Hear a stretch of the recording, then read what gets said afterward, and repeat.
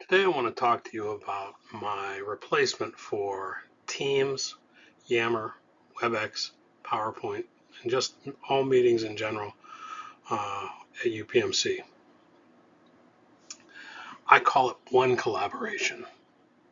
And what One Collaboration is a unique platform that brings together each of these components of WebEx, of meetings, Teams, PowerPoint, social media, the Yammer, and the personal.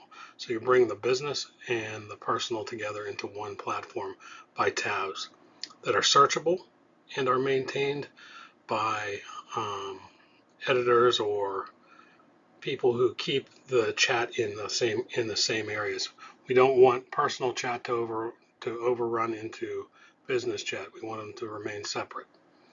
They can go together a little more in the Yammer tab or in the personal and the social tab, but I'll get into that a little bit later. So giving you a little background on how we created this or how I brought this together. The first step was to clean up any information that can be used for work problems or projects. So we needed to clean up whatever was out there in the files and all the web archives to make sure that we weren't going back and repeating past mistakes. Why? Because it'll create a better understanding of the work at hand and what's needed. The final product will make a clear path of work of information versus personal banter and socializing. Not that personal banter and socializing aren't necessary at work, but they aren't necessarily needed in meetings and chats. We can move that to a separate tab that's easily done by a click of a tab and moving into that next realm.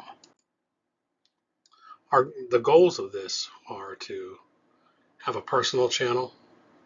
All users adopt it and get rid of the 4 applications that go into one.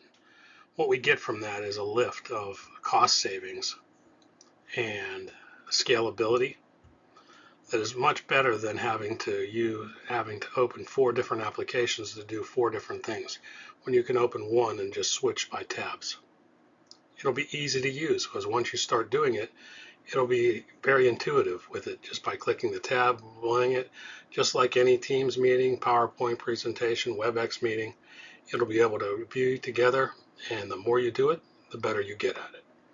And the best part of it is you'll be able to do search by content. And not that you can't on other applications right now, but what it is you get stonewalled by it. And what I mean by stonewalled is you get everything that comes through it. We're going to create wildcards and different ways to search by that user that's specific to those dates and times if you know them, or by topic. We're going to ensure that that happens. And then the personal channel like Yammer won't be overflowing into there because sometimes that flows in whenever you do that search as well, just because they kind of overlap whenever you create other Teams channels behind it. And that's the other part of the Teams piece that I think why this is so important is because of so many sub-channels that can be created in Teams. You could nest 10 deep and still not find what you're looking for. We're going to kind of eliminate that. There won't be a nesting anymore. It'll be like a highlighted listing of a top channel and then the related links below and the child channels below. So you'll be able to easily look between each one and search. That's the goal, to gain efficiencies and to make ease of use and to reduce costs. So just a little bit more of the product overview of it. It's really unique because it's dedicated to all types of collaboration. Both stylish in functionality and easy to use. It'll look similar to what they have today, but it'll also be different enough to say, I'm in one collaboration and I know it. It'll be tested by subject matter experts on it, UAT testing, and the end users themselves, because those are the best people to give us that information, because they're using it every day, or will be using it every day, or they'll help with building it. And what we get from that is buy-in and a lot of user feedback. And when they do that, that buy-in makes them want to use it more and more and make it better for the organization. So it just is like, it's a self-driving mechanism. That's kind of why I like to do it this way. And it's authentic because it's designed with user input and tested by those users. When you have somebody who's like has it, it's kind of like their own personal sports car or classic car because they can customize it how they want to a degree because they're helped build it and they are very proud of what those products are that they get. The implementation is going to be a business channel and the social channel first. And why we're going to do only 2 channels at once during the first implementation is so that we don't overwhelm the servers and the users because we want to bring it up slowly because it's going to come on live and we want to make sure that we balance the channels and balance the server load for it. And then a week later, we're going to bring it back into the presentation modes with PowerPoint and WebEx will be the final integration along with the searching. And then through that time, we're going to have a detailed plan of how we're going to implement that communication plan to the end users so that they're well aware of what's happening at each step of the crossroads or the way of this plan. I think that's the important piece too, being live and understanding and telling them what's going on because people want to know, and when they want to know, they get involved and they help us build a better application. Some of the challenges of the implementation are going to be from the collaboration stage. You know, the first 2 parts, we will replace the 2 meeting components, like I said. We're going to replace Teams and Yammer first. I felt those 2 were justified because one is the business channel and one's the personal channel. And I think those are the 2 most widely used parts of it. PowerPoint and WebEx, you know, they're going to be a week later in the final stages of it, just because of the complexities between the PowerPoint presentation modes and the WebEx presentation modes. Basically, they're going to become one. So whenever you create a PowerPoint, you're going to be able to do like a WebEx meeting or a recorded meeting just so you have it.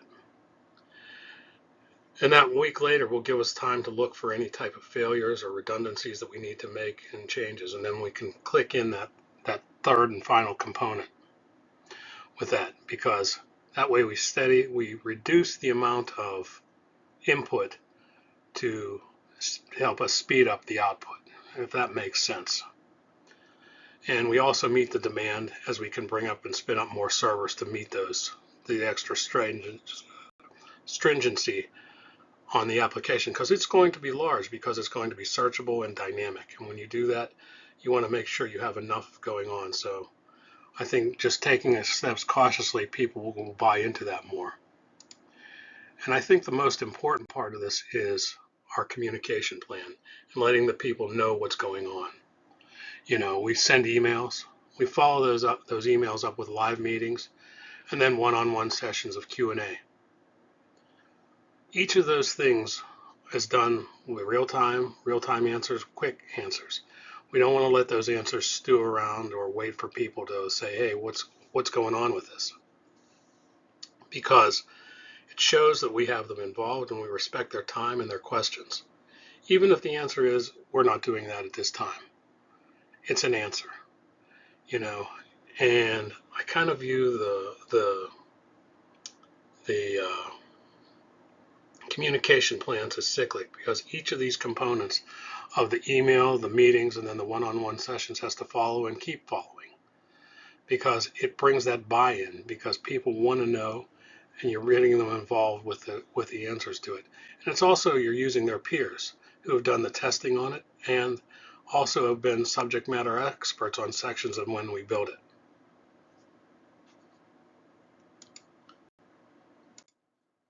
And finally, I want to say thank you, and I hope to see one collaboration implemented across UPMC and bring us a viable and true experience to make it a stronger business and personal use presentation application. Thanks.